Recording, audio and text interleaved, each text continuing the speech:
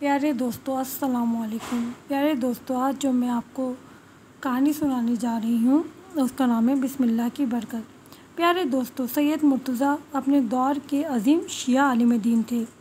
آپ کا حلقہ درس میں طلباء کی ایک بڑی تعداد شرکت کرتی تھی۔ آپ کے ایک طالب علم کا گھر بغداد میں تھا۔ اسے سید کے درس میں شامل ہونے کے لیے روزانہ دریائے دجلہ کے عارضی پل سے گزرنا پڑتا تھا۔ اس وقت بغداد اور قازوین کے درمیان کوئی مستقل پل موجود نہیں تھا۔ روزانہ صبح کے وقت عارضی پل بنایا جاتا تھا جسے شام کے وقت ہٹا لیا جاتا تھا۔ دوستو، بغدادی طالب علم اکثر و بیشتر ایسا اتفاق اس کے ساتھ پیش آتا تھا کہ جب وہ دریا پہ آتا تو پل موجود نہیں ہوتا تھا۔ بیچارہ گھنٹوں کھڑے ہو کر پل بننے کا انتظار کرتا تھا، جس کی وجہ سے اسے درس میں شامل ہونے میں دیر ہو جاتی تھی۔ سید مرتضیٰ کو جب اس کا یہ مسئلہ پتہ چلا تو سید نے اس پہ بہت شفقت کی اور ایک کاغذ پر کچھ لکھ کر اس کے حوالے کیا اور فرمایا، تم آئندہ پل بننے کا انتظار نہیں کرنا، گھر سے نکل کر سیدھے دریا پر آنا اور بے خطر ہو کر دریا پہ چلنا شروع کر دینا۔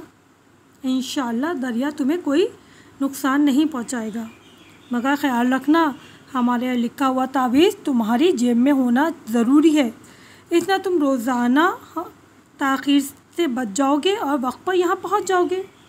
شاگرد نے خوشی خوشی استاد سے وہ تعویذ لیا اور دریا پہ پہنچ گیا۔ خدا پر توکل کر کے دریا پر چلنا شروع کر دیا۔ تھوڑی ہی دیر میں اس نے دریا عبور کر لیا۔ پھر اس نے جھک کر اپنے پاؤں کی طرف دیکھا تو اس کا جوتا تک گیلا نہیں ہوا تھا۔ اس طرح طالب علم کو کسی پل اور کشتی کی ضرورت باقی نہ رہی۔ وہ روزانہ خوشی خوشی گھر سے نکلتا، دریا دجلہ کی سطح پر چلتا ہوا سیدھا قازوین آ جاتا اور سید مرتضیٰ کے حلقہ درس میں شامل ہو جاتا۔ وہ طالب علم کئی دن تک یوں ہی آتا جاتا رہا۔ ایک دفعہ کیا ہوا کہ اس کے دل میں خیال آیا کہ میں تعویذ کھول کر تو دیکھوں آخر اس میں لکھا کیا ہے۔ اب اس نے جب تعویذ کھولا تو اس میں صرف بسم اللہ الرحمن الرحیم کی آیت لکھی ہوئی تھی۔ اس آیت مجیدہ کو دیکھ کر اسے یہ تعجب ہوا اور دل ہی دل میں کہنے لگا، عجیب بات ہے کہ بسم اللہ میں اتنی برکت و قوت ہے، جبکہ ہم تو روزانہ بسم اللہ پڑھتے ہیں۔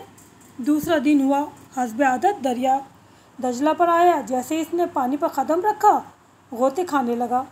بڑی مشکل سے اس نے جان بچائی۔ پھر اس نے پل بننے کا انتظار کیا۔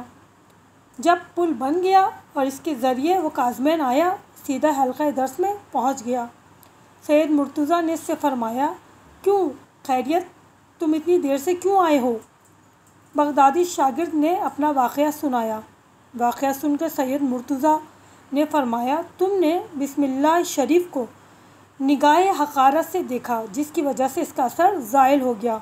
جی ہاں، اللہ کے نام میں بہت زیادہ برکت ہے، لیکن ہمارا ایمان کمزور ہے، ہم یقین کی دولت سے محروم ہیں، جس کی وجہ سے ہم ان برکت سے استفادہ نہیں اٹھاتے۔ ہمیں چاہیے کہ ہم ہر کام شروع کرنے سے پہلے بسم اللہ ضرور پڑھ کر کام کو شروع کریں۔ کھانا کھانے سے پہلے بسم اللہ ضرور پڑھیں۔ بسم اللہ کو پڑھنے کی اپنی عادت